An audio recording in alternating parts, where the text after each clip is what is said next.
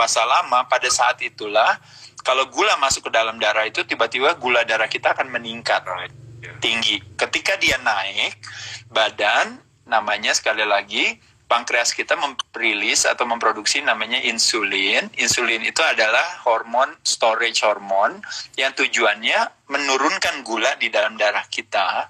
Untuk kalau karena tadi baru tiba-tiba mendadak gulanya naik, dia harus ambil kelebihannya itu, dia akan taruh di sel di dalam tubuh kita.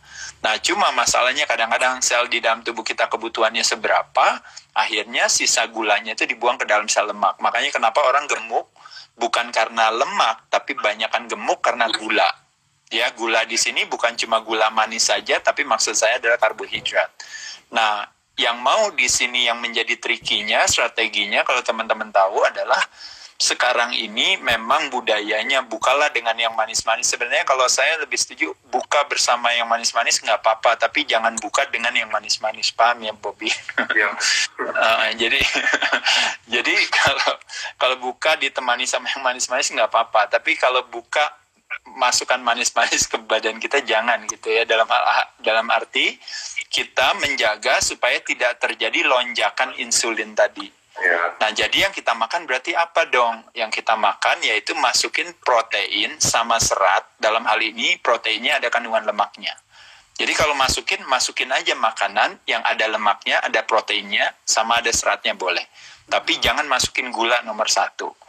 Nah, dengan kayak gitu badan terbiasa, pelan-pelan baru masukin karbohidrat. Persis mirip kayak kalau teman-teman kan pernah belajar di Rai Institute ya, pernah belajar sama Mas Halim salah satunya. Kadang-kadang dia suka bilang, ayo tips cara makan yang gampang sederhana, yaitu adalah apa? Pas baru mulai makan sayurnya dulu, makan lauknya dulu, terakhir baru makan nasinya, gitu ya. Kenapa? Karena Iya, karena juga tidak mau terjadinya lonjakan insulin, gitu. Dan ketika kita masukin serat yang banyak, belum lagi nanti ada lemak juga, ada protein, gulanya nggak bisa naiknya secepat itu. Nah, jadi kita namanya flattening the curve. Jadi curve-nya nggak langsung naik ya. Kita flattening the curve-nya dengan cara makannya seratnya yang ini. Nah, itu jadi tips selanjutnya. Tips yang lain juga ya ini ada ini kan orang itu di bawah itu bertanya gitu, ada banyak yang bilang kalau yang gula udah tadi dia dijelasin, tapi banyak orang bilang di bawah sini gimana kalau buah yang dipotong-potong, gimana menurut Bli Ade? Iya, saya nggak rekomen juga kalau menurut saya. Ini saya ngomongin dalam arti, maksud saya makan buahnya di belakangan aja. Kalau seandainya buah yang mau dimakan, kita pilih dari keluarga beri aja ya. Kenapa? Karena gula dari beri itu rendah. Itu boleh, nggak apa-apa. Tapi problemnya ketika yang dipotong-potong kan kebanyakan apa? Biasanya semangka, melon kan gitu ya. Jadi gulanya langsung spike tinggi. Jadi hati-hati teman-teman di sana. Ya. Jadi nanti makan buahnya nanti aja, setelahnya aja. Jadi ini lebih kepada sebuah strategi aja yang teman-teman bisa lakukan. Itu satu. Kedua, teman-teman ya, di minggu ketiga atau minggu kedua akhir sampai minggu ketiga, dari pengalaman saya itu saya bisa lihat juga teman-teman kan karena udah terbiasa dengan dietnya. Teman-teman boleh dietnya berani lebih panjang lagi. Tadi kan cuma 13 jam kan, normal kan. Nah, teman-teman boleh menaikkan ke sekitar 16-17 jam. Nah, itu yang disebut dengan yang namanya self-cleaning, atau yang dikenal dengan namanya self-detoxifikasi, atau yang dikenal juga dengan yang namanya, kalau istilahnya itu, kalau teman-teman tahu namanya autophagy. Nah, autophagy diet, nah ini kita ngomongin bukan dari segi keagamaan ya, jadi jangan disangkut pautkan, tapi lebih kepada dari segi pengetahuan tentang fasting. Ada 3 jenis, Bob. Fasting pertama disebut intermittent fasting, berarti dia 13 jam. Iya. Fasting yang kedua yang disebut dengan namanya fasting autophagy, yaitu adalah dia berharap ibaratnya pada saat kita fasting selama 16-18 jam, pada saat itu badan akan membuat kecerdasan lebih canggih lagi untuk membersihkan, termasuk sel-sel yang jelek pun dimatikan sendiri sama dirinya. Nah, itu yang disebut namanya autophagy itu, atau yang dikenal dengan namanya self-eating gitu namanya. Jadi bahkan termasuk kayak sel kanker, kayak sel yang jelek, semuanya termasuk virus, itu dimakan, dibuang sama badannya sendiri. Kayak self-healing ya, Adik. Betul. Self-healing, tepat sekali. Nah, itu dilakukan di kurang lebih sekitar 17-18 jam. Nah, sekarang pertanyaannya teman-teman kan, loh berarti kalau 17-18 jam jadi gimana dong? Masa saya bukanya baru jam 9, jam 10 malam? Jawabannya enggak. Bukanya tetap jam 6 sore. Nah, lalu pertanyaannya apa yang dirubah? Yang dirubah itu adalah jam masuk karbohidratnya yang dimundurin. Jadi teman-teman terakhir makan karbo paling malam jam 10, jam 11. Oh, paham ya? Nah, Iya. jadi terakhir makan karbo masuknya jam 10, jam 11. Nanti dari jam 10, jam 11 teman-teman mau sekedar cuma minum aja, minum teh, minum kopi, atau misalnya sekedar cuma makan sayur atau makan lemak, kacang-kacangan nggak apa-apa. Nanti pas lagi sahur cuma makan kacang aja atau apa nggak apa-apa, tapi jangan masukin gula.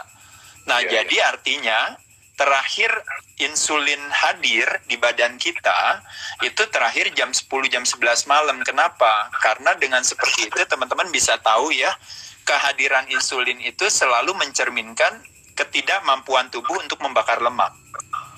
Nah, jadi makanya kenapa kalau anak-anak fitness itu kadang-kadang paling sering kalau diet, yaitu adalah apa?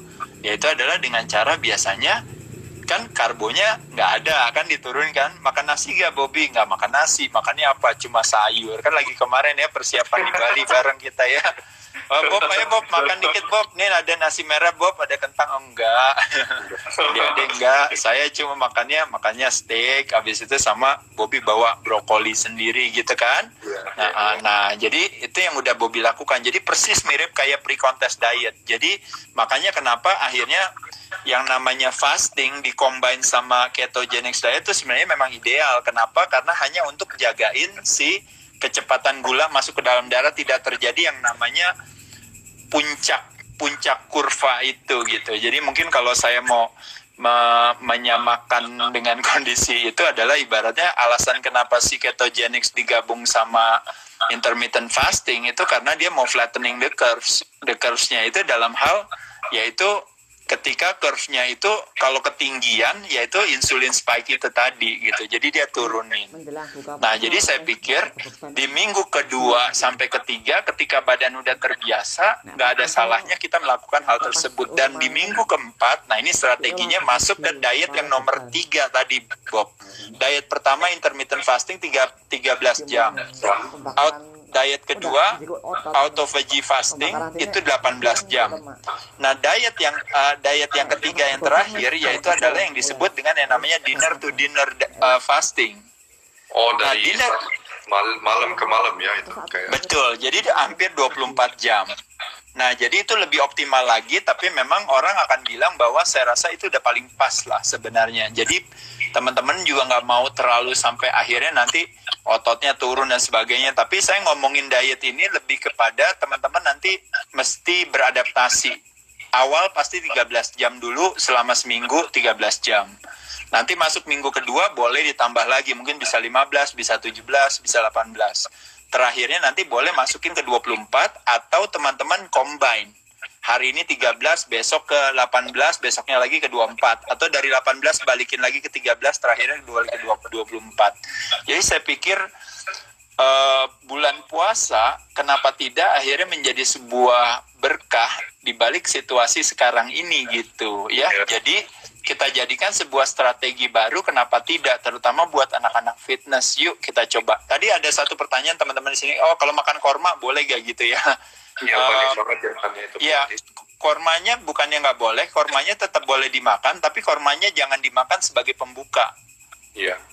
Jangan dimakan sebagai pembuka, karena kormanya itu kan gulanya tuh tinggi sekali. Iya, meskipun seratnya juga ada, tapi gulanya agak tinggi. Nah, pada saat itu saya rasa mungkin dimakannya mungkin setelah kita masukin sumber karbohidrat yang lain ya. Tapi kembali lagi kalau urusannya korma itu dihubungkan dengan keagamaan, jadi saya nggak akan bahas ya itu ya. Kalau misalnya urusannya harus bukanya harus sama korma, ya itu lain cerita ya. Silakan. Ya silakan aja kalau itu. Kalau ini kebetulan saya dan Bobby lebih kepada membahas tentang strategi diet ya, lebih kepada fasting kalau dilakukan. Jadi nggak ada hubungannya dengan bulan puasanya sebenarnya, tapi lebih kepada teman-teman tema hari ini tuh belajar tentang teori berpuasa gitu ya. Jadi teori berpuasa ada nomor 1, ada yang 13 jam, ada yang 18 jam, atau ada yang 24 jam gitu ya. Nah, jadi teman-teman tinggal pilih aja. Nah, kalau yang 24 jam berarti hitungannya seperti apa teman-teman sekalian? Berarti pas bukanya misalnya jam 6 buka, lalu makan sampai jam 8 itu, berarti itu adalah makanan terakhir kita. Jadi nanti pas pagi, sholat subuh, sebelum sahur ya paling cuma minum aja, atau minum teh, atau misalnya kalau mau masukinnya cuma lemak aja. Misalnya alpukat aja, atau misalnya kacang aja yang memang tidak meningkatkan insulin kita jadi naik gitu. Iya, itu bagus banget. Dan aku juga merasa gitu, Bliade, banyak orang juga yang bagus banget tadi Bliade jelaskan tentang kita masih bisa cardio, kita masih tetap latihan. Karena aku pun ya begitu, banyak teman sendiri yang muslim yang gara-gara bulan puasa langsung kayak off dengan nge-gym, off dengan olahraga, off dengan semua gitu. Tapi aku merasa itu salah ya. Hal yang baik itu yang dilakukan gitu. Betul. Dan aku merasa kita masih tetap bisa ya sebisa mungkin ya latihan efektif gitu, mau di rumah, mau kalau belum lockdown di gym gitu. Jadi saya merasa itu hal yang baik yang kita bisa lakukan walaupun puasa gitu. Dan juga pilih makanan seperti tadi udah jelaskan ya, pilih makanan kalau kita buka puasa, benar-benar pilih makanan yang berkualitas gitu ya. Betul, iya. Jangan asal semua dimasak. Iya, betul. Justru satu hal yang kalau saya katakan tadi memang sebenarnya pertama waktu puasa kita sebenarnya lebih irit ya makannya ya, jadi lebih sedikit. Tapi di sisi lain tepat sekali saya langsung jawab beberapa pertanyaan teman-teman di sana yang tadi yang nanya misalnya kayak olive oil bagus gak? Bagus. Tapi olive oil ada 3 jenis ya teman-teman tahu ya. Ada yang namanya virgin olive oil, ada yang namanya light olive oil, ada yang satu lagi extra virgin ya. Kalau teman-teman pilih yang extra virgin lebih bagus. Nah, oil dipakai untuk sebagai dimakan mentah gitu ya. Kalau seandainya teman-teman mau goreng, berarti gorengnya paling bagus sebenarnya idealnya pakainya butter. Nah, cuma kalau di Indonesia butter bahasa Indonesianya mentega, tapi kalau Indonesia mentega itu kandungannya kadang-kadang ada margarin. Iya. Nah, jadi sebenarnya bukan ide baik. Kalau margarin lemak yang jelek, kalau butter lemak yang baik. Nah, kalau butter yang paling bagus itu adalah butter yang berasal dari sapi yang makan rumput. Paham ya teman-teman? Makanya disebutnya namanya butter grass fat. Ya, grass fat ya, bukannya grain fat. Ya gitu, jadi bukan yang makan gandum tapi dia makan rumput ya. Jadi teman-teman nanti bisa lihat itu. Nah, itu bisa teman-teman lakukan untuk buat misalnya buat goreng, buat apa, tapi itu pun juga cuma dibalur aja di itu. Kalau seandainya misalnya mau pakai olive oil yang extra virgin itu tadi cuma dibalur sedikit aja boleh, nggak ada masalah ya. Teman-teman juga beberapa tipsnya tuh kadang-kadang dari Chef Henry itu ya, bisa juga diiniin, kadang-kadang banyak trik-trik yang dilakukan ya. Dan kalau teman-teman misalnya mengurangi karbo, berarti teman-teman konsumsinya protein dan lemak. Cuma sekali lagi teman-teman, lemaknya jangan salah ya. Jadi kadang-kadang teman kan sering bilang gini, saya nggak makan nasi kok, saya cuma makan ayam goreng. Cuma pertanyaannya, ya ayam gorengnya masalahnya digorengnya pakai apa? Nah, ketika digorengnya pakai tepung, berarti teman-teman akan ada gula di sana. Jadi salah, patah teman-teman di sana. Kedua, waktu teman-teman makan ayam gorengnya pakai saus tomat atau kecap atau apa, dan di situ ada gula lagi. Nah, jadi kena lagi di sana. Karena begitu gula dan lemak jelek atau lemak itu bergabung, nah pada saat itulah teman-teman tahu itu semuanya gagal si ketogenics itu. Karena dari kata keto itu means kita itu berada dalam namanya state of ketosis. Yaitu adalah ketika gula darah kita memang nggak naik. Nah, makanya kenapa badan merilis namanya keton gitu. Makanya kita menggunakan keton body untuk menjadi, ibaratnya sebenarnya kalau kita pakai lemak sebagai sumber tenaga ya, kalau teman-teman tahu, itu katanya dikatakan itu energinya lebih stabil dibandingkan dengan menggunakan glukosa kalau dalam hal bakar lemak. Tapi kalau dalam hal teman-teman latihan beban dengan beban yang berat, Nah, ini masih dalam debatable, argumentatif lah, karena ketika kita masukin nasi merah atau masukin ubi, lalu kita latihan keras, apalagi teman-teman yang menggunakan pendekatan prinsipnya progressive overload ya, atau latihannya heavy duty principle. Nah, itu kadang-kadang memang secara pengalaman itu orang memang kalau dia dapetin lewat glukos, dia lebih biasa gitu badannya ya, tenaganya. Tapi kalau dalam hal fat burning, memang dia pakai ketone body lebih nyaman gitu. Paham ya teman-teman ya di sini ya. Nah, makanya kenapa saya merasa beli adik kalau kita bicara tentang ketogenik, kebanyakan orang juga pakai itu sebagai excuse ya. Mereka pilih makanan yang menurut saya ya kurang bergizi, kurang baik sih. Tapi ya aku makan ayam goreng, aku makan maksudnya cheese yang kurang baik itu, maksudnya cari makanan yang kayak gitu cuma untuk mendapatkan excuse aku bisa makan itu gara-gara ketogenik. Tapi sebenarnya ketogenik bukan itu maksudnya. Itu maksudnya yang kita harus cari juga fat yang baik ya kan dia. Betul. Jadi iya, betul sekali Bob, tepat. Jadi memang teman-teman sekalian, memang di situ trikinya daripada ketogenic diet ya. Kenapa? Dan teman-teman juga mesti paham ya, ada istilah yang namanya fat adapted, ada istilah yang namanya state of ketosis. Ketika kita nggak makan, gula darah kita rendah, kita masuk dalam state of ketosis. Tapi pada saat kita state of ketosis is not necessary, kita fat adapted. Nah, itu trikinya di sana, Bob. Jadi orang bilang saya udah nggak makan loh ini apa gitu, tapi badannya belum menggunakan lemak sebagai sumber tenaga, padahal gulanya udah ngedrop. Nah, jadi apa yang harus dilakukan? Nah, ini tadi makanya yang saya katakan tadi, kita mesti membuat satu fat adapted itu hanya baru terjadi kalau memang dia sudah terbiasa. Jadi ketika kita lama-lama biasa dalam state of ketosis, pada saat itulah badan akan menggunakan lemak sebagai sumber tenaga. Itu satu. Kedua, tepat yang tadi Bobby katakan, teman-teman, tolong punya satu itikat yang memang benar-benar baik kalau ketika melakukan ketogenics, yaitu adalah bahwa saya tidak akan pakai gula sebagai sumber tenaga, saya akan pakai lemak sebagai sumber tenaga. Bukannya teman-teman bilang, iya sih, saya nggak apa-apa deh nggak makan nasi, tapi yang penting saya boleh makan sosis ya, sama boleh makan keju, sama boleh makan itu. Sebenarnya teman-teman sendiri juga mesti dicek. Karena ketika kita makan, misalnya anggap aja, kalau istilahnya apa ya Bob ya, itu yang di smoke ya, meat smoke ya, di smoke ya. Itu di smoke itu kan bagus aja, nggak ada masalah. Cuma kadang-kadang ketika sekarang ini banyak juga kayak sosis yang memang kualitasnya jelek gitu. Nah, jadi hati-hati ketika kita makan dari lemak yang kualitasnya jelek. Ya, itu satu. Kedua juga, kita boleh makan lemaknya, misalnya kayak biasa makan tenderloin, kita makan sirloin kan ada lemaknya. Biasa makan dada ayam, kita makan paha ayam. Kadang-kadang kulit ayam, kadang-kadang kita makan juga misalnya. Teman-teman mesti hati-hatinya cuma satu aja, guys. Saya bilang pertama, nggak boleh sampai ada tepung di sana, nggak boleh pakai kecap, saus tomat apa segala, nggak boleh di sana, karena nanti teman-teman akan dapetin gula di sana, ntar jadi tambah parah kan ya, karena kan kita udah maksain untuk itu. Nah, jadi oleh sebab itu mesti hati-hati dalam memilih sumber lemak yang baik. Jadi tadi extra virgin olive oil bagus, VCO bagus, coconut oil, apalagi MCT oil bagus juga, oke. Lalu butter bagus juga, apalagi yang tadi misalnya grass fed butter ya, mau unsalted, mau salted, silakan aja teman-teman. Terus apa lagi?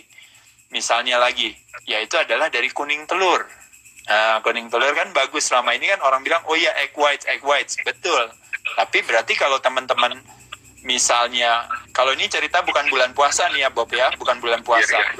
Tapi teman-teman mau buka puasa, tapi ceritanya di pagi nih ya, bukan yang intermittent fasting lah tadi ya. Jadi kayak saya kalau intermittent fasting terakhir saya makan jam 9 pagi, 9 malam, lalu anggap aja saya baru mau makan lagi jam 10 atau jam 11 atau bahkan jam 12 siang, 13 jam sampai 15 jam. Nah, meal saya pertama saya makannya apa Bob? Kalau Bobby tahu, saya makannya telur, tapi telurnya putih sama kuning. Jadi rasionya 1:2 Bob saya. Kalau biasanya saya 1:4 rasionya. Jadi kalau saya makan 10 putih telur, kuningnya cuma 2. Biasanya kalau seandainya saya lagi basic normal aja dietnya kan. Tapi kalau seandainya saya melakukan yang namanya intermittent fasting, berarti menu pertama saya makan teman-teman bisa lihat itu kombinasi protein sama lemak. Nah, pada saat itulah dimasukin nggak saya makan itunya misalnya sama nasi atau apa, enggak masukin. Jadi saya diemin dulu. Jadi saya dapat kenyang dulu dari telurnya.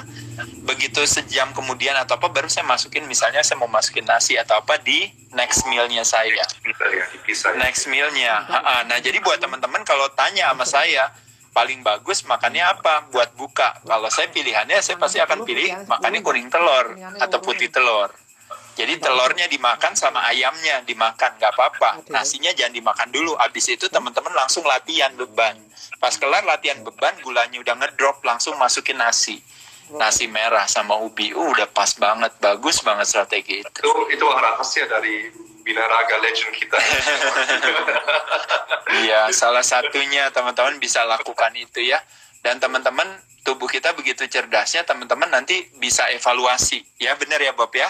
Makanya kenapa kalau orang bilang katanya kalau pelari menggunakan indikatornya dengan stopwatch. Begitupun juga perenang menggunakan indikatornya dengan stopwatch. Kalau seorang atlet angkat besi menggunakan indikatornya dengan bebannya, dia lihat bebannya tambah berat gak gitu. Nah sekarang pertanyaannya anak binaraga, evaluasinya dengan apa? Jawabannya adalah dengan cermin. Nah gitu, cermin yaitu adalah apa? Kita ngelihat diri kita di cermin, habis itu kita lihat benar gak ya?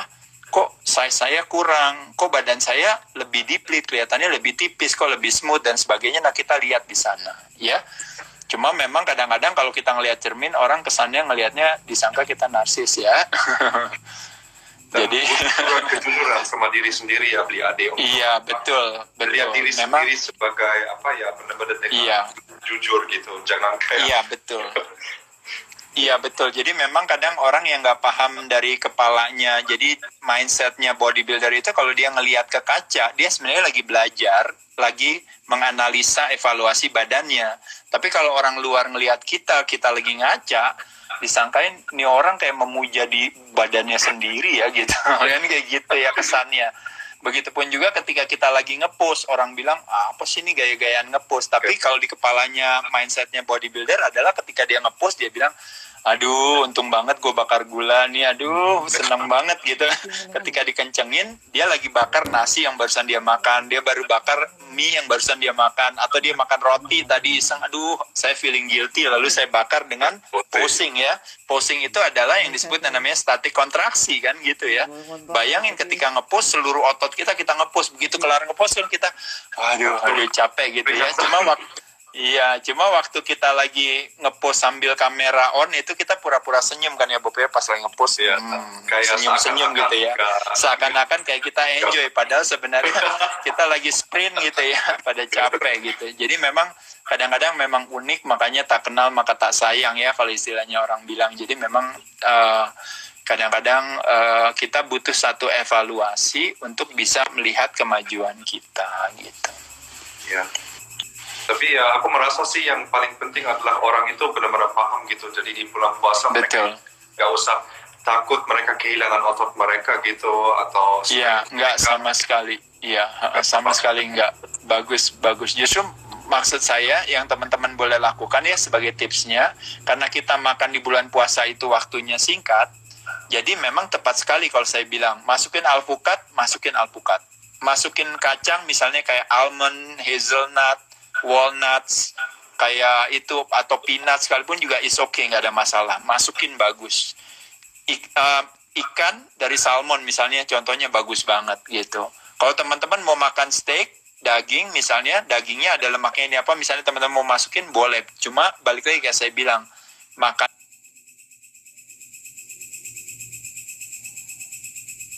ini benar-benar jagain di karbonya. Berarti nasi putih udah pasti nggak akan masuk. Kalaupun harus masuk nasi merah itu pun masuk karena kita habis latihan beban misalnya kan. Kita pakai kayak tadi misalnya kentang makan sama kulitnya ya. Kalau makan durian jangan sama kulitnya ya kalau makan kentang.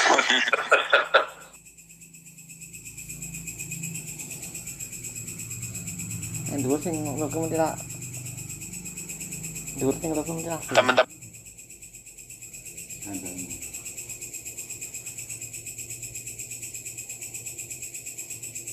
teman-teman juga boleh beberapa buah tadi yang dikatakan salah satunya memang yang kalau istilahnya dicerna oleh tubuh kita itu sama si liver, dia nggak mau diotot gitu. Nah problemnya adalah kebanyakan dari kita kadang-kadang makan buah kebanyakan, teman-teman bisa lihat makanya badannya jadi smooth gara-gara kebanyakan makan buah. Nah makanya kenapa teman-teman makannya pasti harus sayur. Nah strategi ini juga ya teman-teman di dalam masa istilahnya sekarang ini ya, kita lihat ada virus dan sebagainya, itu justru tujuannya adalah imun sistem kita jadi tambah kuat. Ketiknya daripada puasa tuh itu teman-teman sekalian, yaitu adalah justru malah kita mengaktifasi yang namanya kemampuan tubuh untuk menciptakan satu kecerdasan sendiri. Nah, kalau kita berbicara sistem perlindungan dalam tubuh kita terdiri dari dua ya, teman-teman tahu ya. Ada perlindungan yang sifatnya namanya sistemnya yang namanya adrenal system, yang satu itu untuk luar, yang satunya lagi yang untuk dalamnya itu yang disebut dengan namanya immune system. Nah, immune system terbagi dua, yaitu ada namanya innate immune system dan satu lagi yang disebut dengan adaptive immune system. Nah, dua daripada perlindungan luar dan dalam ini nggak bisa bekerja bersama-sama. Kalau perlindungan luarnya dia merasa terancam, maka dia akan fokus ke yang luar, nah yang dalamnya nggak kerja. Tapi kebalikan, yang dalam bisa kerja kalau tidak terjadi perasaan terancam. Makanya kenapa yang saya sering sampaikan sama teman-teman, hati-hati dalam kondisi saat ini, kita dibombardir oleh berbagai media, berita, apakah itu benar, apakah itu positif, apakah itu sesuai fakta, tapi pada kenyataannya semua beritanya itu pelemahan hati. Nah, ketika terjadi pelemahan hati, kitanya stres, nah pada saat itulah adrenal system kita akan yang namanya kalau istilahnya didominasi oleh yang namanya sympathetic nervous system dengan modenya fight or flight. Jadi ketika kita stres, badan merasa terancam, maka kalau teman-teman tahu, jadi blood vessel kita, dia akan larinya ke kaki sama ke tangan kita. Dia nggak akan membuat tubuh kita misalnya mencerna self recovery atau tadi self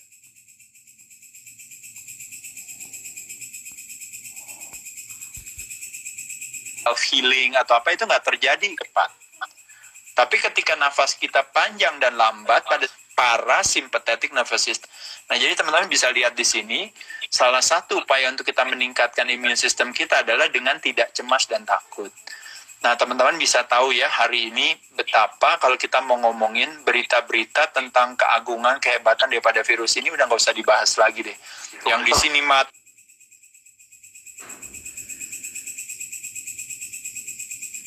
ya terlepas daripada benar apapun juga seperti saya katakan, butuh jadikan sebagai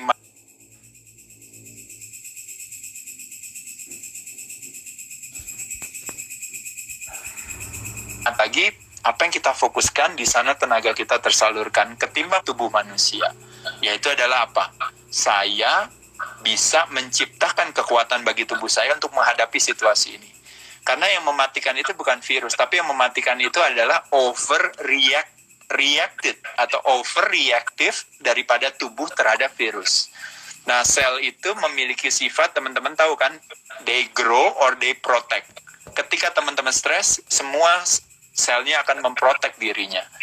Tapi ketika teman-teman tenang, sabar, ikhlas, penuh dengan rasa bersyukur, pada saat itulah yang terjadi, tubuhnya akan kebalikannya, dia akan mencerna, tubuhnya akan rileks, dan pada saat itulah imun sistem kita akan bekerja. Nah, jadi paham ya teman-teman ya, innate immune system tujuannya adalah ketika kita datang kena sama si virus itu atau bakteri atau apa, makanya kenapa tubuhnya akan menciptakan berbagai reaksi, mulai dari bersin, mulai dari kalau orang bilang ingusan ya gitu, atau mulai dari misalnya batuk, itu adalah innate system yang sedang bekerja. Nah, ketika pelan-pelan badannya juga kuat, pada saat itulah pelan-pelan nanti adaptive system akan taking over. Dan pada saat itulah ada istilah yang mengatakan tak kenal maka tak sayang. Ketika virus itu akhirnya masuk ke dalam tubuh kita dan dalam tanda kutip dia berkenalan, dalam waktu kira-kira 1 minggu sampai 2 minggu itu tadi kan, pada saat itulah badannya memiliki satu memori baru untuk akhirnya setelah itu badannya kembali pulih lagi. Nah, itu tadi yang saya katakan tadi, buat teman-teman sekalian, kita ini adalah is a walking ecosystem of germs. Tubuh kita terdiri dari kurang lebih hampir 6 triliun sel. Di dalam 6 triliun sel itu terdiri dari hampir 60 triliun bakteri, yang di dalamnya juga terdiri dari hampir 360 triliun virus gitu. Jadi kita ini sebenarnya kumpulan daripada virus itu nanti ketemu sama virus yang baru. Makanya kenapa kalau dibilang virusnya nggak bisa mematikan, tapi yang mematikan adalah ketika kita punya ketakutan dan kecemasan. Dan ironisnya ya Bob ya, hari ini ketika ada sebuah isolasi sosial ya seperti kita saat ini sekarang ini, akhirnya yang terjadi tanpa kita sadari, kita menciptakan sabotase terhadap imun sistem tersebut. Teman-teman bisa lihat apa sih yang kita lakukan. Kita malah menciptakan inflamasi di rumah. Contohnya, kita lagi bosan ngapain? Makan. Kita lagi sebel ngapain? Makan. Kita lagi bengong ngapain? Makan. Kita lapar? Makan. Bahkan kita lagi happy? Makan juga gitu ya. Semua makan-makan. Kedua, itu satu. Berarti gulanya naik, inflamasi pada saat itulah otomatis kita akan mudah terserang sakit. Kedua, kitanya tiap hari dengerin berita-berita yang apakah yang tadi saya katakan semua beritanya apakah baik benar atau salah, apakah beritanya sesuai fakta atau mitos, hoax atau tidak, apapun juga, tapi ketika sebuah berita disend dan terdelivered oleh kita, selalu perasaan kita itu adalah pelemahan hati. Nah, pada saat itulah apa yang terjadi teman-teman ketika stres? Menciptakan apa? Inflamasi. Ketika inflamasi apa yang terjadi? Liver memproduksi apa? Memproduksi yang namanya, kalau teman-teman tahu, akan memproduksi yang namanya kolesterol. Nah, kolesterol itu antiinflamasinya berupa plak kan. Nah, ketika plak-plak ada di pembuluh darah, pada saat itulah otomatis pembuluh darah kita jadi lebih sempit, kerja jantung jadi lebih besar. Nah, kerja jantung jadi lebih besar, otomatis pada saat itu apa yang terjadi? Jantungnya capek, gagal jantung. Jantungnya kuat memompa, pembuluh darahnya yang pecah, akhirnya stroke. Nah, bisa bayangkan, makanya teman-teman tahu, yang berhubungan dengan jantung, stroke menjadi penyebab kematian, prematur kematian nomor 1 dan nomor 2. Bisa bayangkan kan teman-teman, disebabkan karena apa? Karena inflamasi. Gara-gara apa? Bisa gara-gara rokok, bisa gara-gara alkohol, bisa gara-gara goreng-gorengan yang tidak baik tadi ya, lemak yang tidak baik.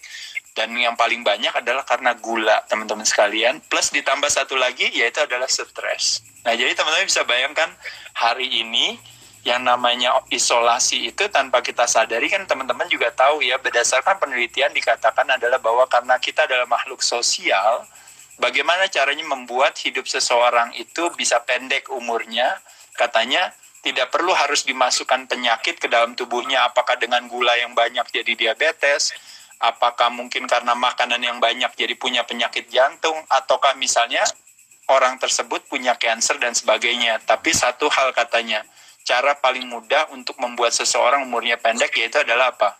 Cukup dengan mengisolasi dia, tidak perlu ketemu sama teman-temannya yang lainnya. Nah, bisa bayangkan pada saat ini, gara-gara kejadian ini, kita melakukan hal itu semua kan kepada teman-teman kita semua gitu. Dengan alasan ceritanya ini yaitu tadi kan ya, flattening the curve dan sebagainya. Nah, jadi apa poin saya menyampaikan hal ini? Saya cuma mau mengatakan, selama kita sadar kalau kita stres, berarti kita tidak stres. Selama sadar kalau kita gila, berarti kita nggak gila. Jadi kalau orang gila itu, pasti dia misalnya gini, waduh Bob, iya ya gue gila nih kayaknya nih ya. Nah, kalau kita bisa ngomong gitu, berarti kita nggak gila. Masih sadar ya. Nah, jadi ketika kita sadar kalau saya bilang bahwa, oh iya, dalam isolasi ini saya mesti hati-hati. Saya nggak boleh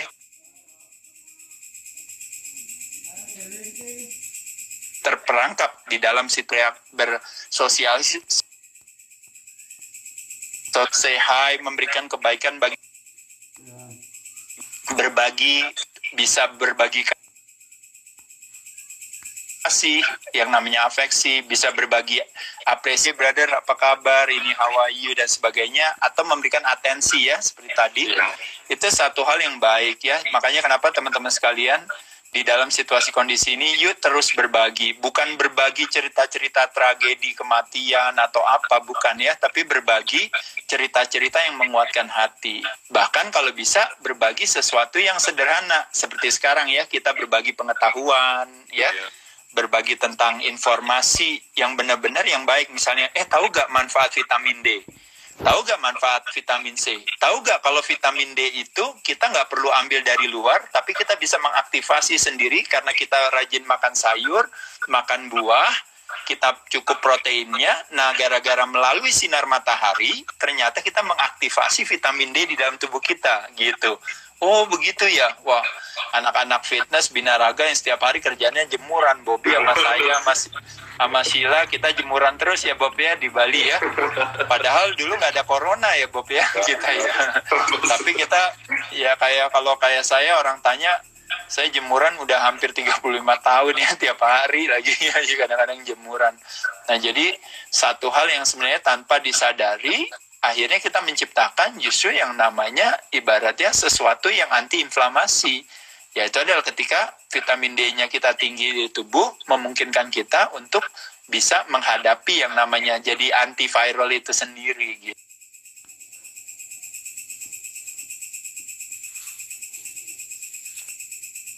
Ya. Jadi teman-teman sekalian, begitu banyak informasi pengetahuan yang bisa kita dapat.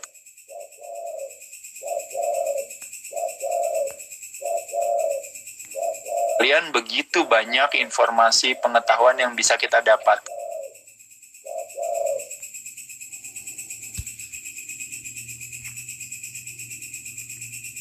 Begitu banyak informasi pengetahuan yang bisa kita dapatkan, yang sifatnya motivatifnya memberikan kekuatan,